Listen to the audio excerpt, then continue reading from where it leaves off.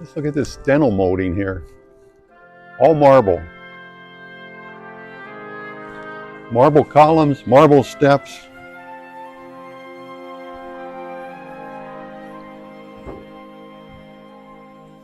Marble thresholds, marble entryways.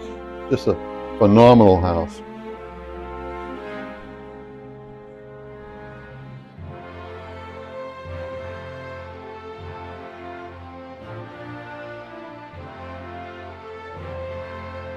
This is the drawing room.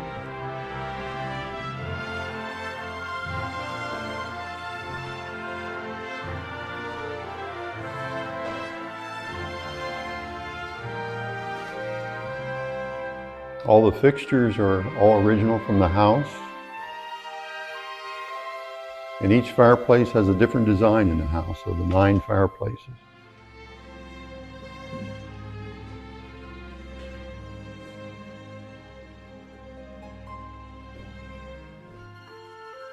With the beautiful hanging light here, all the crystal.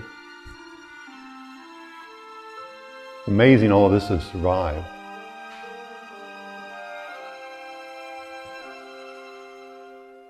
Welcome to Tales of the Alleghenies, titled A Short-Lived Dynasty. In the 17th century, an English judge, Sir Edward Coke, coined the phrase, "A man's home is his castle." For Daniel Burnside Zimmerman, a well-known cattle and coal baron, this was his castle and refuge from the vast kingdom he had created. The Zimmerman mansion is situated on what was a 44-acre tract of land in Somerset Township, Somerset County, Pennsylvania. Famous Philadelphia architect Horace Trumbar designed this elegant brick Georgian Revival style home. The home consists of a 2.5-story central structure with asymmetrical north and south wings containing 30 rooms and 9 fireplaces. The overall dimensions are 45 by 138 feet. The construction started in 1915 and was completed in 1918. Never has there been a grander home of this stature and prominence built in Somerset County.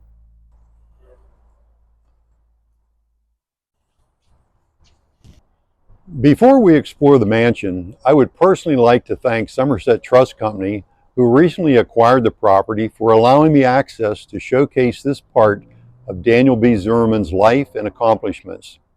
The house has seen many owners over its years, and unfortunately, the once beautiful natural landscape of the home no longer exists.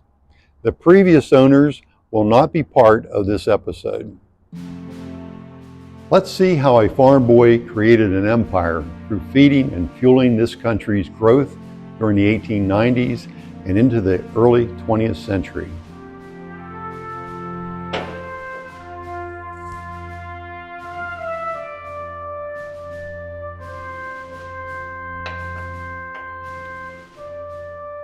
Daniel Burnside Zimmerman was born February 10, 1863 in Quimahoney Township, Somerset County, Pennsylvania. Daniel was raised on a farm developed by several generations of his ancestors, beginning in the 1700s. Their graves are a reminder of pioneers who steadily toiled in clearing this land into a successful agricultural community. Daniel was one of 5 children to parents Jacob J. and Sarah Stuff Zimmerman. During his school years, a short stint as a school teacher, Daniel was involved on the family farm. His father instilled a high quality of husbandry standards, which became a lifelong passion for Daniel. Daniel married Lizzie Snyder in 1886, and to this union, they would have a son, Ralph, and a daughter, Sally. Neither of these children ever married. Daniel and his family would live on the family farm near Stoystown, Pennsylvania.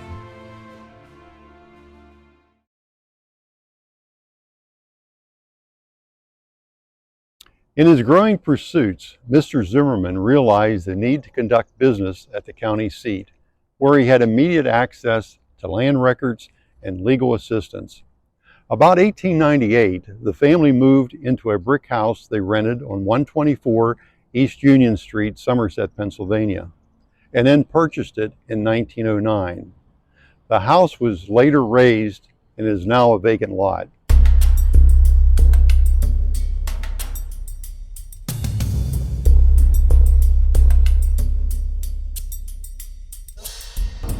A bizarre discovery was found in this house on August 3rd, 1953. Let's go check out the attic.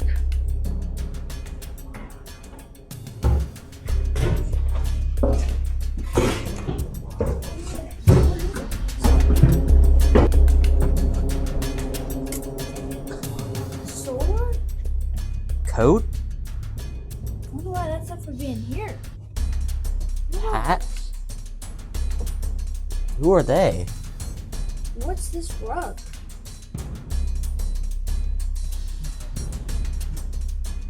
What is all this stuff? Three boys playing in the attic discovered a dust-covered sack It sounds like a bag of bones. hidden behind the chimney. What is it? It's weird. The curious lads, upon opening it, were aghast to find a skeleton, a small axe, and a part of a bone comb. That is creepy. For several days, wild speculating rumors devoured the town concerning this once breathing soul. At the conclusion of the program, I will tell you the rest of the story.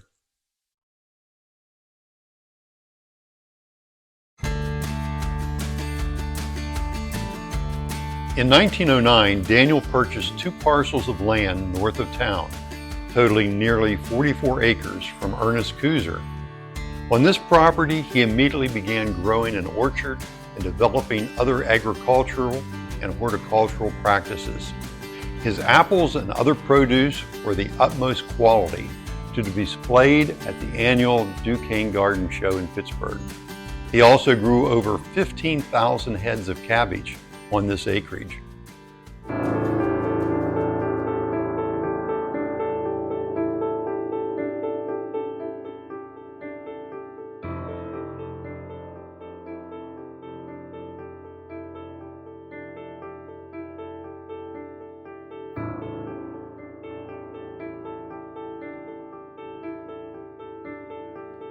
Mr. Zimmerman, being recognized as one of our country's successful entrepreneurs, realized he needed a larger and more private home to entertain governors, congressmen, and corporate America. 9 years later, after purchasing the property, this is the results.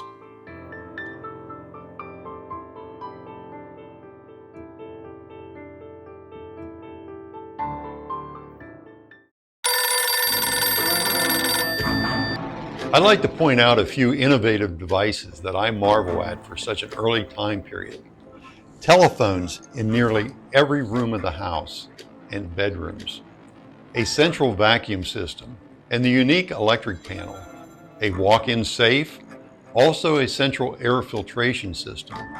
How it worked, I don't know, and has since been dismantled.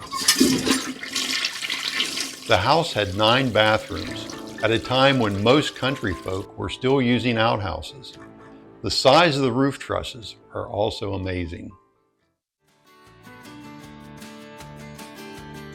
Let's continue on concerning the life of Daniel Zimmerman. Mr. Zimmerman was actively involved in all levels of the Republican Party. After moving to Somerset, he was an active member of Trinity Lutheran Church, the Masonic Lodge, the Union League of Philadelphia, and many other organizations throughout the country. In 1910, he formed a horticultural society of Somerset County. His wife, Lizzie, hosted many women's suffrage gatherings and other humanitarian causes. Daniel Burnside Zimmerman was known as DB by everyone, even the press. For the rest of this episode, I will refer to him as DB.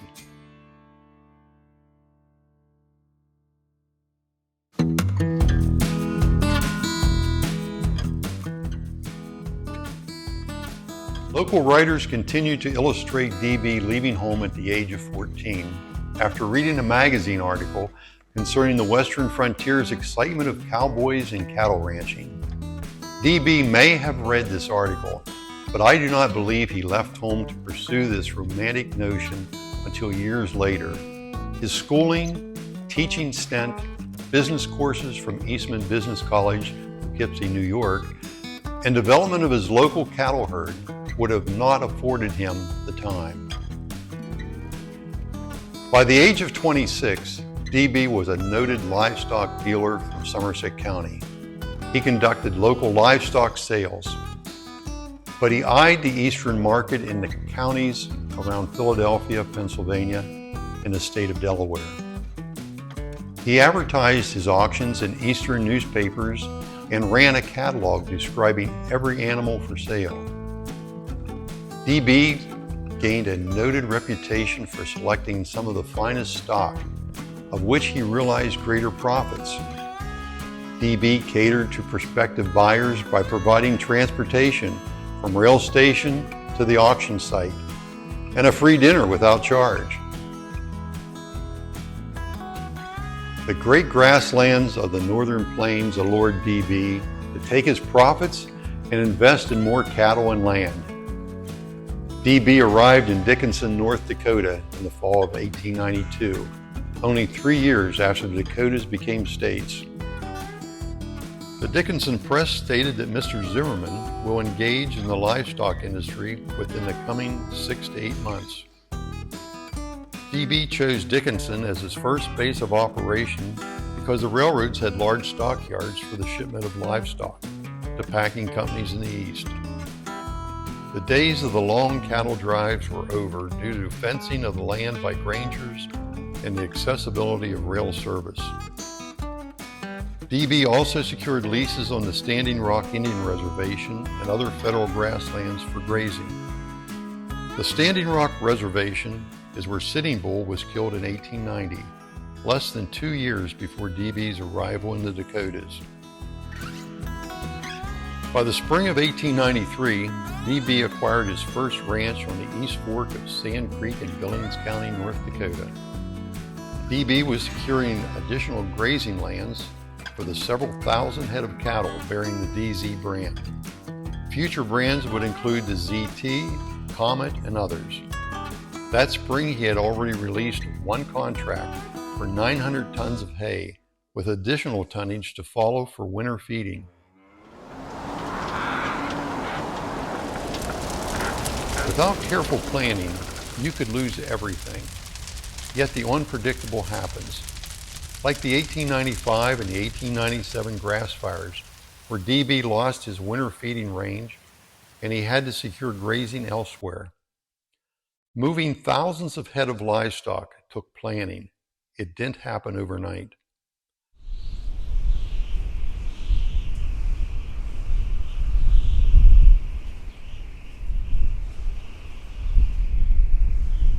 A deep March snowstorm of 1902 would have had devastating effects on one of his herds of sheep, but thanks to DB's herdsman, Stephen Hazelhorse's 48-hour extremity freezing vigil, he saved most of the herd with minimal loss.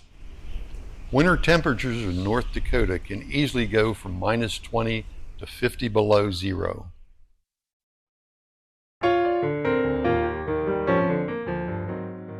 By June, DB had a herd of 7,000 sheep. In the summer of 1903, he sold over 50,000 pounds of wool to a company in Boston.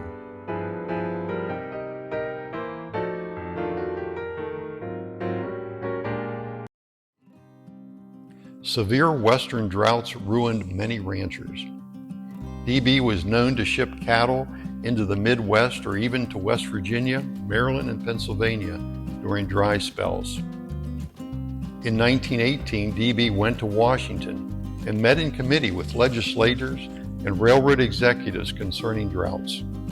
The railroads resolved to ship cattle to eastern grasslands at 75% the cost. In 1903, DB used the innovative use of gasoline engines to pump water to his herds. How commonplace a gasoline engine is today, but not during the turn of the century.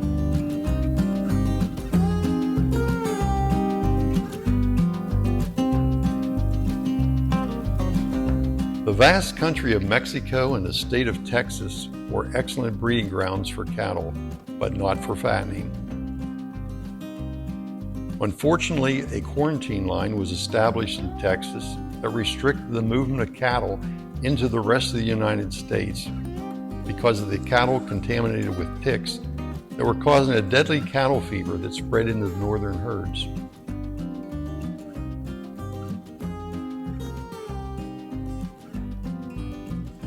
With DB's ingenuity, he pioneered in the development of his own private dipping vats at Hicks, Texas, where cattle were immersed in an arsenic solution twice over a 5-day period. Federal law required the cattle to be then inspected by veterinarians. The cattle could then be moved north.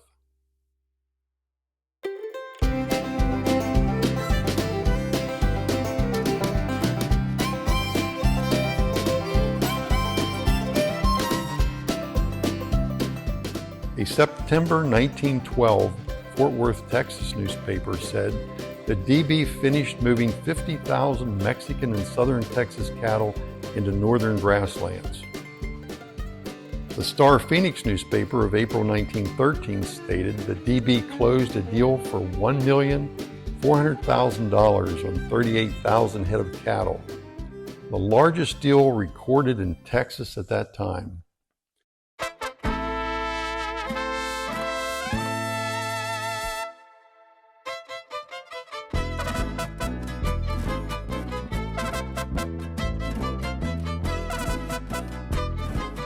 By the spring of 1915, DB would not jeopardize lives by going into Mexico for cattle because of the continued uprisings by revolutionaries such as General Pancho Villa and others.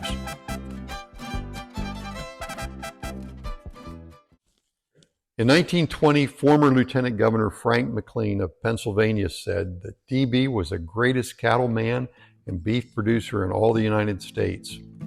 Over his ranching career, DB was buying and shipping cattle, horses, and sheep from every western state in the United States, even Mexico and Canada. Many of these states and Mexico, he had ranches or had controlling interest. In North Dakota alone, he owned at least 3 townships. There, a township measures 6 miles by 6 miles.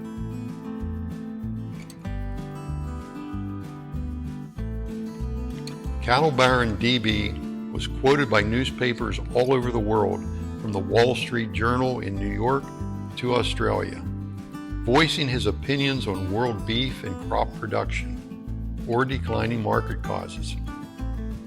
Here DB was sketched by an artist with the Chicago livestock world. DB was often found in Washington, D.C., testifying before Senate hearings concerning various proposed legislation on the cattle industry. In 1899, 6 years after going into the western livestock business, DB became involved in the growing mining interest of bituminous coal fields in Somerset County. With 2 partners, Isaiah Good and Norman Nepper, DB opened their first mine in Brothers Valley Township in the Pine Hill coal fields that would be known as Goodtown, named after his partner. A second mine in Black Township called Wilson Creek. Railroad made the shipping of coal to markets possible. DB consulted with railroad engineers with future track lane spurs into these coal fields. With this knowledge, he began buying thousands of acres of coal lands along proposed rail lines. January 1902, the Somerset Coal Company was formed in New York City. The new company took possession of at least 15 mining companies in Somerset County. DB was one of the directors of the new company. He profited substantially from holding interests in many of the former companies, which included the Pine Hill and Wilson Creek mines. Although DB was associated with Somerset Coal Company, he formed the Quemahoning Coal Company in 1902. In 1917, the Meyersdale paper said, "This company is operating 10 mines and its holdings embrace 20,000 acres of coal land.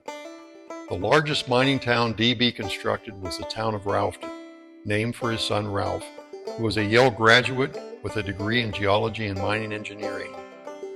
With these credentials, Ralph would prove to be a valuable asset to his father's mining interest. The Ralphton mines were equipped with the best mining equipment to date.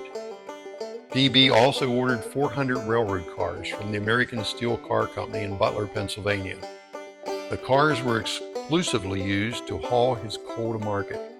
The cars are distinguished by a large Q and a miniature Z painted over the rear trucks. Quemohunning Coal is believed to be the only coal company in the county owning private rail cars.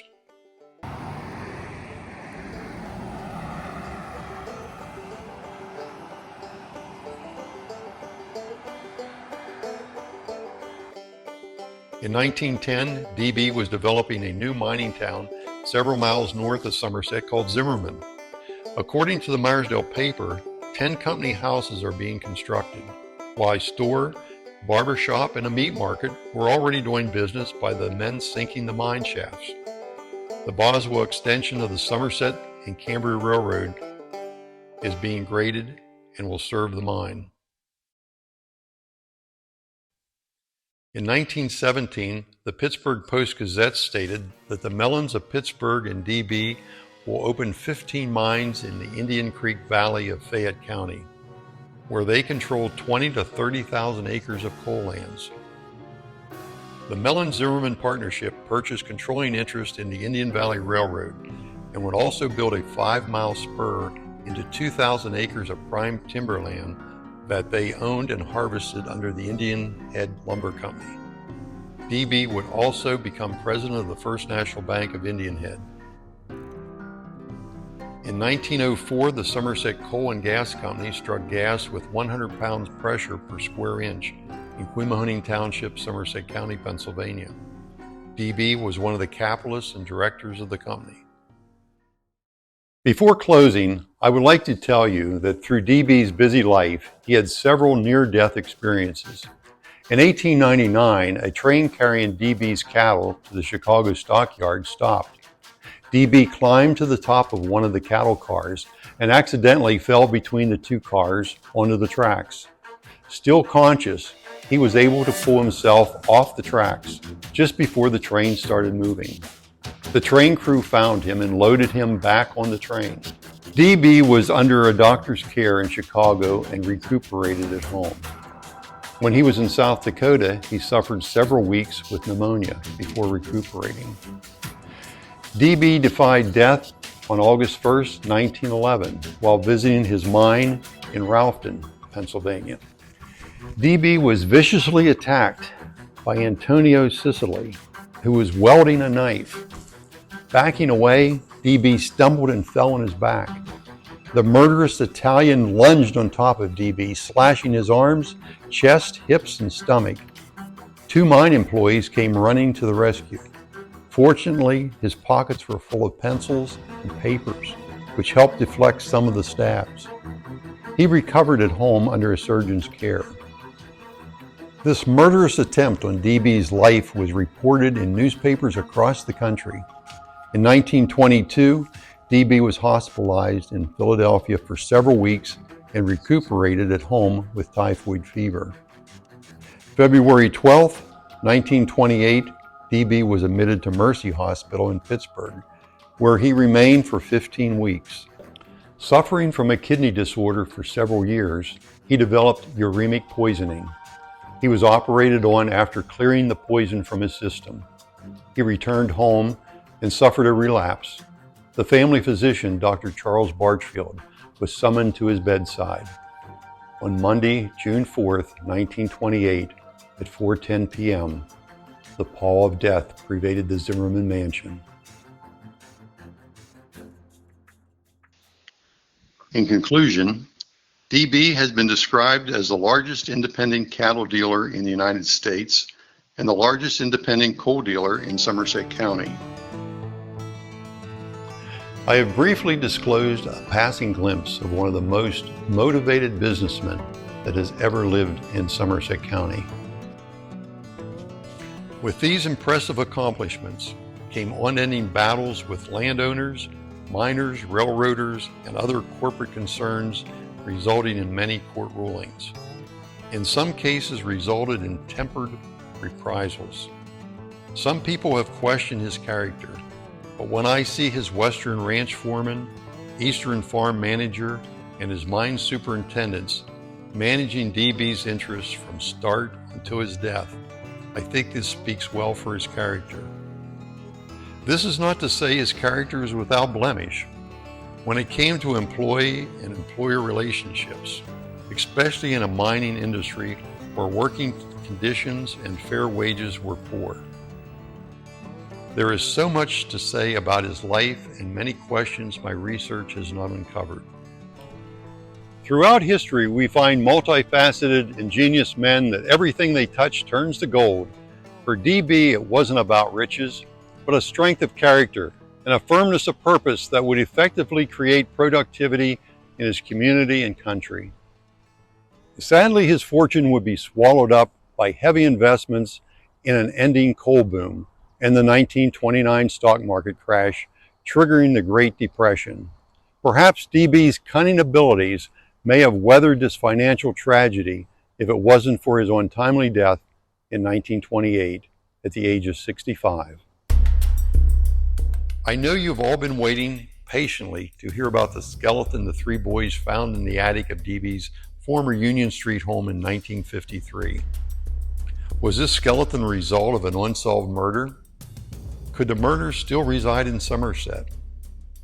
With all the wild speculations running through the town, James Moore, a Somerset resident, came forward with the revealing truth. Mr. Moore was once a cowboy working for Daniel Zimmerman on the Standing Rock Indian Reservation in South Dakota.